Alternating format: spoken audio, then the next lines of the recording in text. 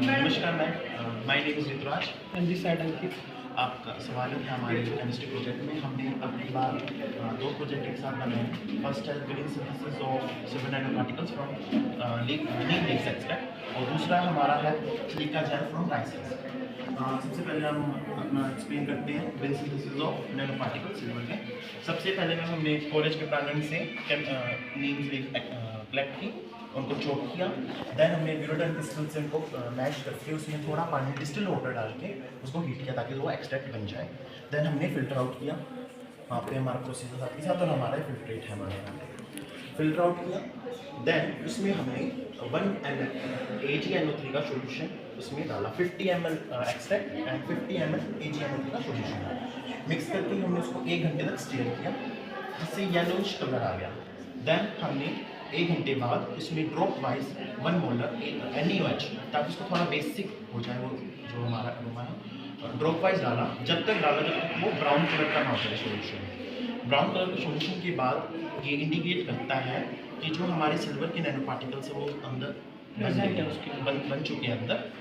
Then हमने उसको centrifugal machine में रोटेट किया ताकि हमारे सेपरेट आउट हो जाए इससे, और ये हमारा फाइनल रिजल्ट है। और यहाँ पे हमारे कलेक्ट हो चुके हैं। इधर साइड उनको चेक किससे किया? मैम बेसिकली इसके लिए हम इलेक्ट्रॉन स्पेक्ट्रोस्कोपी का यूज़ किया जाता है नैनो पार्टिकल्स को चेक करने के लिए। हम ये कह सकते हैं कि हमारे सिल्वर नैनो पार्टिकल्स है क्योंकि हमने जो रिसर्च पेपर था उसको फॉलो किया है।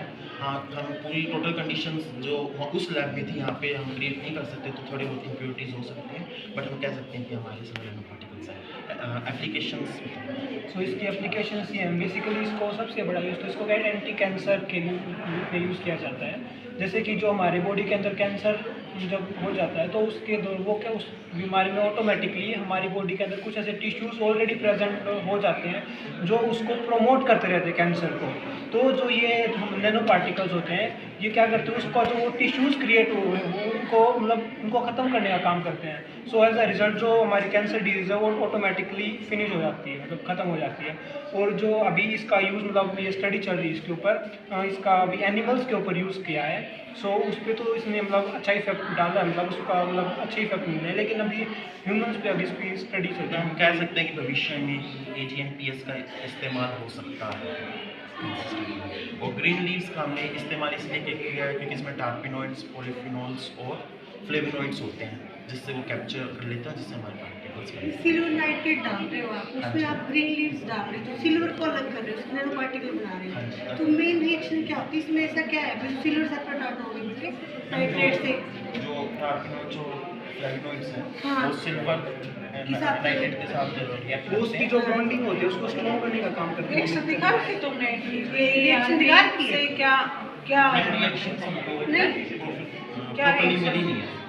सिल्वर नाइट्रेट में सिल्वर को वैसे अलग कर सकते हैं? सिल्वर नाइट्रेट नैनो पार्टिकल्स को ही जजमेंट करना है। नैनो पार्टिकल है इसके लिए ये कैरेक्टराइजेशन करनी पड़ेगी।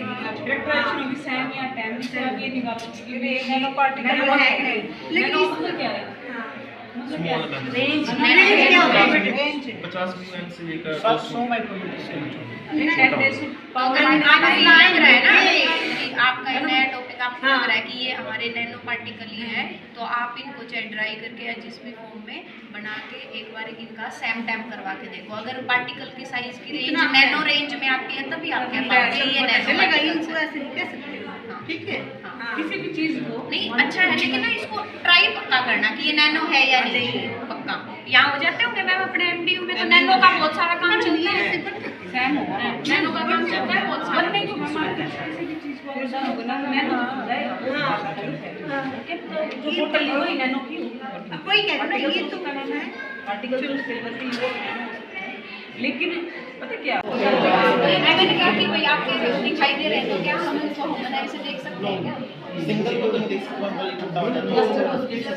सिर्फ आपने की बात है एक नैनो टेस्ट चाहिए ठीक है। सेकंड है मैम हमारा राइस बस पे हमने सिलिका जेल बनाया है। सो फर्स्ट ऑफ ऑल हमने ये जो हमारी ट्राई होती है उससे ट्राई किया था ये जस्ट, लेकिन जो हमारा डिज़ायर रिजल्ट जो हमें चाहिए था वो मतलब जो सिलिका जेल में बनाया था वो उससे नहीं आया था। तो उसके लिए हमने फिर दोबारा से मतलब जो प्योर राइस हस्क होती है वो ली थी। सो उसको देन आफ्टर हमने डाला है, उसके जो वो मिक्स हो गया देन आफ्टर उसके बाद एक उसको घंटे तक 100 डिग्री सेल्सियस पे हमने उसको ऑन में रखा है और बीच बीच में आके उसको स्टेयर करते रहे। इससे क्या हुआ, जो मैम ऐश के अंदर जो सिलिकॉन ऑक्साइड था वो रिएक्ट किया सोडियम हाइड्रोक्साइड के साथ और सोडियम सिलिकेट फॉर्म हुआ हमारा। तो हमने उसको फिल्टर आउट किया और हमारा जो सोल्यूशन था उसके अंदर सोडियम सिलिकेट आ गया। देन हमने उसको रूम टेम्परेचर पे लेकर आए और then one normal HCl solution उसमें डाला।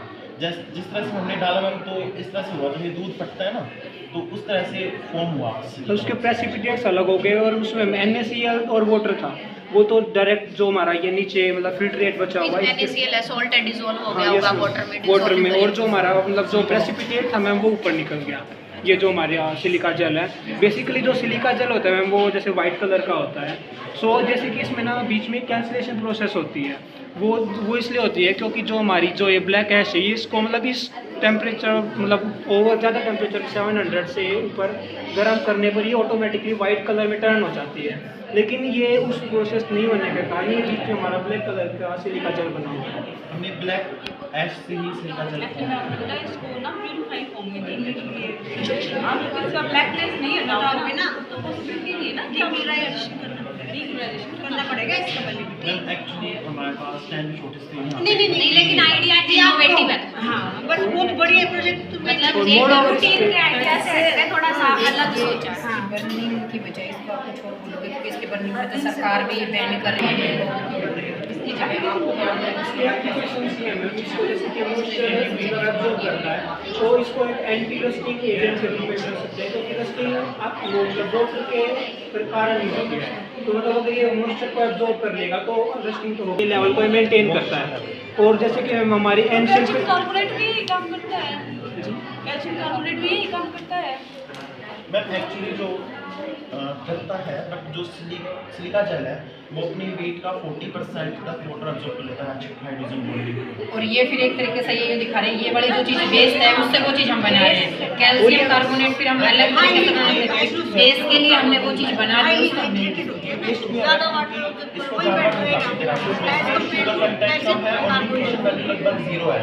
और इसमें मैम 17% अभी जो ये है 17% इसमें सिलिकॉन ऑक्साइड है। जब हम उसको जला देते हैं तो 90 से 95% तक आ जाता है।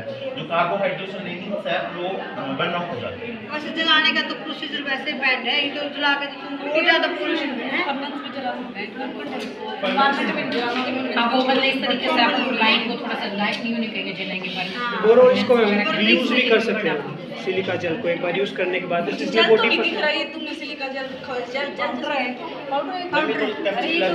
ना ये इसको नहीं मैम ये हम शो कर इन्होंने बहुत स्मॉल बनाया ना 20 करोड़ उसका यूटिलाइज नहीं किया ना जी तब इसका जल बनेगा, ऐसे नहीं बनेगा। ऐसे थोड़ा सा टाइट टाइप से सब्जी सी बन जाती है। वो क्या होता है? और दूसरा हम जैसे हमारे एंड वो हमारी जो जितनी पुरानी पेंटिंग्स होती हैं या फिर जो कोई भी किताबें हैं तो उसके साथ